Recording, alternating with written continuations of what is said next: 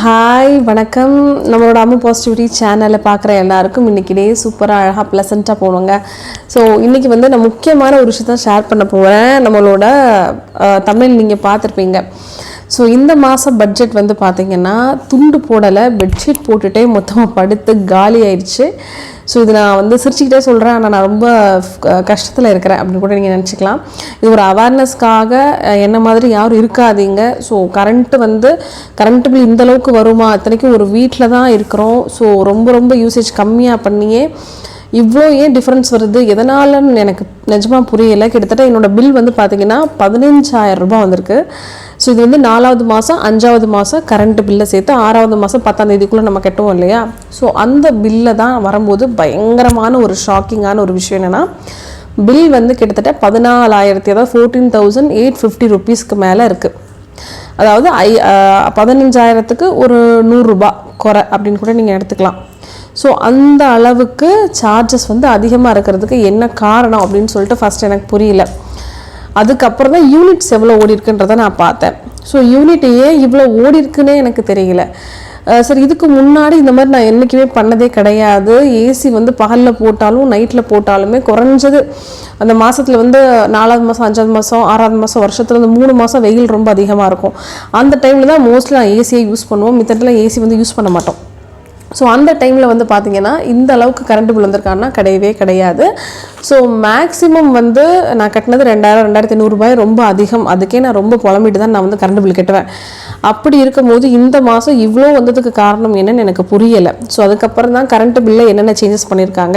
2023 பாதியிலேருந்தே current bill வந்து increase ஆகிருக்கு. 2024 ரொம்ப சார்ஜஸ் எல்லாம் சேஞ்ச் பண்ணியிருக்காங்க. ஃப்ரீயாக கொடுக்குற அந்த 100 யூனிட்ஸ் வந்து நமக்கு ஃப்ரீ கிடையாது. இந்த நிறைய விஷயங்கள் இருக்குது. ப்ளஸ் வந்து சார்ஜஸ் ரொம்ப அதிகப்படுத்திட்டாங்க. ஸோ அப்படி பிரித்து பார்க்கும்போது கிட்டத்தட்ட நான் எவ்வளோ யூனிட்ஸ் யூஸ் பண்ணியிருக்கேன் அப்படின்னு கேட்டிங்கன்னா, நான் தெளிவாக இங்கே நோட்டில் வந்து பார்த்திங்கன்னா நான் தெளிவாக எழுதிட்டு வந்திருக்கேன். கிட்டத்தட்ட 1,754 யூனிட்ஸ் வந்து யூஸ் பண்ணியிருக்கிறதா காட்டுறாங்க. அதாவது இது வந்து ஒரு கடைக்கு தான், ஒரு கமர்ஷியல் பர்பஸுக்கு கடைக்காரங்க கூட இவ்வளோ யூஸ் பண்ணுவாங்களா அப்படின்னு சொல்லி தெரியல.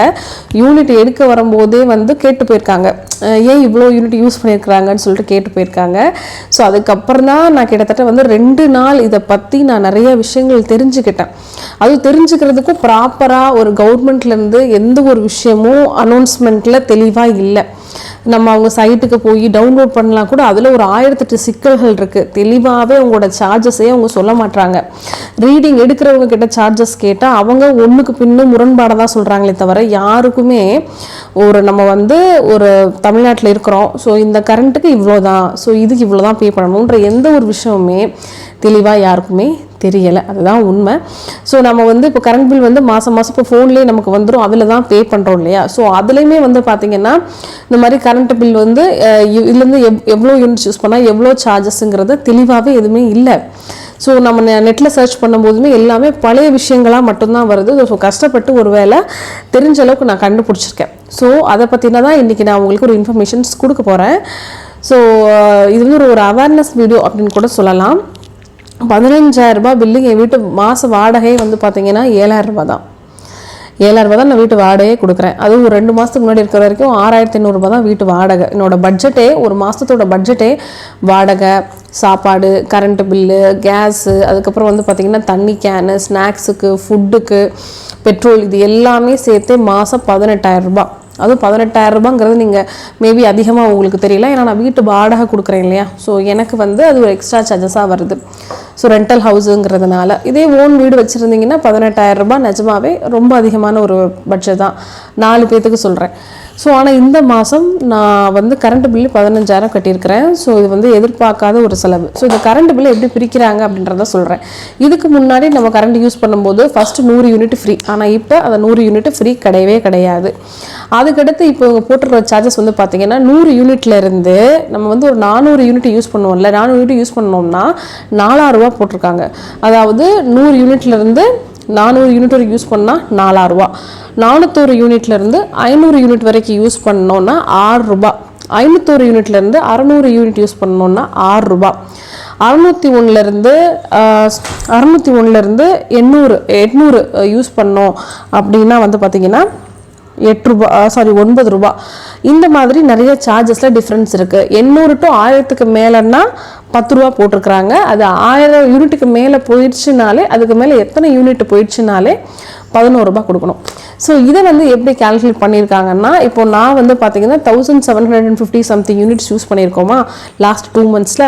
அதை அவங்க எப்படி பிரிச்சிருக்கிறாங்கன்னா, முதல் 400 யூனிட்டு, அப்புறம் 500 to 400க்குள்ளே இவ்வளோ கட்டணும், 1000 to 1000க்கு மேலே இவ்வளோ கட்டணும், இந்த மாதிரி பிரிச்சிருக்காங்க. பிரிச்சுட்டு அந்தந்த அமௌண்ட்டை மொத்தமாக சேர்க்கும்போது எனக்கு கரெக்டாக வந்து பார்த்தீங்கன்னா 14,000, அதாவது 14,844 ருபீஸ் வருது.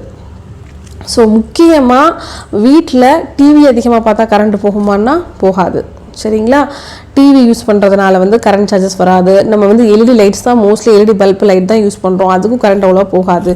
கரண்ட்டு போடுறதுக்கு அதிகமாக சார்ஜஸ் வர்றதுக்கு முக்கியமான காரணம் என்னென்னா, நம்ம வாஷிங் மிஷின் யூஸ் பண்ணுறது, அதுக்கடுத்து வந்து மிக்சி யூஸ் பண்ணுறது, இது ரெண்டும் வந்து மேஜர் ரீசன். அதுக்கப்புறம் தான் வந்து வீட்டில் யூஸ் பண்ணுற சார்ஜர் ஆகட்டும், மொபைல் சார்ஜர் ரொம்ப அவ்வளவாலாம் வர வாய்ப்பு இல்லை. இது வீட்டில் வந்து நீங்கள் அயன் பாக்ஸ் யூஸ் பண்ணுறீங்கன்னா ஓரளவுக்கு வர வாய்ப்பு இருக்குது. இண்டக்ஷன் ஸ்டவ் யூஸ் பண்ணுறீங்கன்னா கண்டிப்பாக வர்றதுக்கு வாய்ப்பு இருக்குது. மெயின் ரீசன், நிறைய வர்றதுக்கு ரீசன் வந்து பார்த்தீங்கன்னா, ஃபஸ்ட் பிளேஸில் இருக்கிறது ஏசி. ஏசி வந்து இந்த 2 மாதத்தில் பயங்கர யூசேஜ் பண்ணியிருக்கிறோம், அது எனக்கே தெரியும். ஆனால் 15,000 கட்டுற அளவுக்கு போனதுக்கு காரணம் வந்து ரொம்ப ஒஸ்ட்டான ஒரு விஷயந்தான். அதை நான் ஃபாலோ பண்ணியிருக்கணும், நான் பண்ணலை. அதுக்கு காரணம் வந்து பார்த்திங்கன்னா, வீட்டில் வந்து இந்த 2 months என்னோடய ஹஸ்பண்டுக்கு வந்து ஒர்க் ஃப்ரம் ஹோம். ஸோ உங்கள் வீட்டில் இருக்கும்போது என்ன பண்ணிட்டாங்கன்னா, நைட்டும் ஏசி ஓடும், ஆஃப் பண்ண சொன்னால் வெக்கையாக இருக்குன்னு சொல்கிறாங்க. அதாவது கொஞ்சம் நேரம் கூலிங் ஆகிட்டு ஆஃப் பண்ணணும். அந்த அக்கறை நமக்கு மட்டும் இருந்தால் பத்தாதுங்க. ஒரு வீட்டோட சேமிப்பு ஒரு மனைவி கையில் மட்டும் இருந்தால் பத்தாது, குழந்தைங்களும் அதை நினைக்கணும், அதுக்கப்புறம் பெரியவங்களும் ஆண்களும் அதை வந்து மனசில் வச்சுக்கணும். ஸோ அப்போ நான் சொல்லும்போது அவங்க கேட்கலை, சரிங்களா? நைட்டு விடிய ஏசி ஓடும். ஏசி இப்போ யூஸ் பண்ணுறோன்னா கொஞ்சம் நேரம் ஆன் பண்ணிட்டு அப்புறம் ஆஃப் பண்ணி வச்சுக்கணும், அந்த கூலிங்னஸே நமக்கு போதுமானதாக இருக்கும். ஸோ அதுவும் பண்ணுறது கிடையாது. பகலில் 10 மணிக்கு மேலே யூஸ் பண்ணுறது, 11 மணிக்கு மேலே யூஸ் பண்ணுறது, இந்த மாதிரி பகல் நேரங்கள்லேயே ஃபுல்லாக ஏசி யூஸ் பண்ணதுனால தான் யூனிட்ஸ் வந்து ரொம்ப அதிகமாக ஜாஸ்தியாக போயிருக்கு.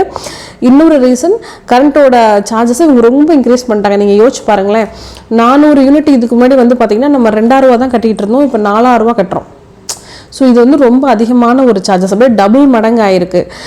ஸோ எல்லாமே வந்து மாறினதுனால இந்த பயங்கர டிஃப்ரென்ஸ் எனக்கு இருக்குது. ஆனால் இந்த மாதிரி நீங்களும் கேர்லெஸ்ஸாக இருக்காதீங்க.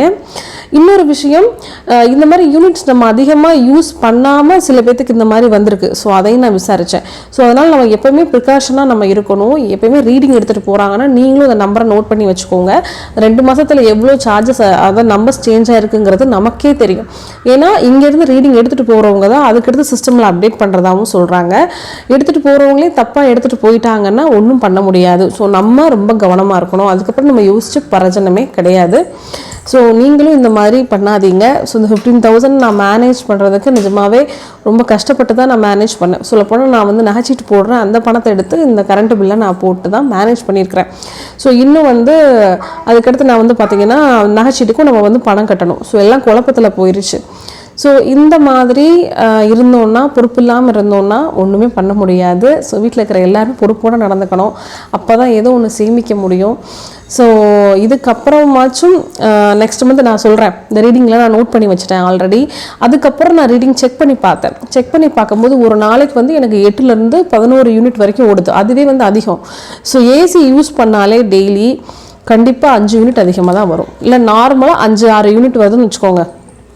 ஏசி நீங்கள் யூஸ் பண்ணலைன்னா ஒரு 5 யூனிட்டுக்குள்ளே தான் வரும். ஸோ அப்படி பார்த்தாலும் 2 மாதத்தில் ஒரு நாளைக்கு 10 யூனிட் ஓடினாலும் 2 மாதத்தில் வந்து பார்த்திங்கன்னா உங்களுக்கு 600லேருந்து ஒரு 620 யூனிட் ஓடிடும். ஸோ அப்படி பார்த்தாலும் மாதம் 3000, 2 மாதத்துக்கு சேர்த்து 3000 கரண்ட் பில் மாதிரி வருது. ஸோ இதெல்லாம் ரொம்ப அதிகமாக தான் இருக்குது. நார்மலாக யூஸ் பண்ணாலே அதிகமாக தான் இருக்குது. ஸோ இதுக்கு என்ன பண்ணுறதுன்னு தெரியல. ஸோ நம்ம சிக்கனமாக நம்ம யூஸ் பண்ணுங்கள் கரண்ட் பில்லை. ஏன் இவ்வளோ இன்க்ரீஸ் பண்ணிட்டாங்கன்னு தெரியல. ஆனால் இது இன்க்ரீஸ் பண்ணது வந்து பார்த்திங்கன்னா எல்லாராலையும் கட்ட முடியுமான்றதே கஷ்டம்தான். அப்படி தான் போயிட்டுருக்கு. ஏன்னா ஒரு சாமானிய வீட்டில், ஒரு ஏசி இல்லாத வீட்டில் கூட 2 மாதத்துக்கு ஒருக்க 500 ரூபா 450 ரூபா கண்டிப்பாக கட்டணும். அந்த மாதிரி தான் பில்லெல்லாம் வருது. ஸோ பார்த்து பயன்படுத்துங்க, யூஸ்ஃபுல்லாக பயன்படுத்துங்க. இந்த வீடியோ ஒரு அவேர்னஸ் வீடியோ, முடிஞ்ச வரைக்கும் ஷேர் பண்ணுங்கள். ஸோ நம்மளோட சேனல் லைக் பண்ணுங்கள், ஷேர் பண்ணுங்கள், சப்போர்ட் பண்ணுங்கள். நாளைக்கு ஒரு சூப்பரான வீடியோவில் வந்து உங்களை மீட் பண்ணுறேன் ஃப்ரெண்ட்ஸ். பாய்.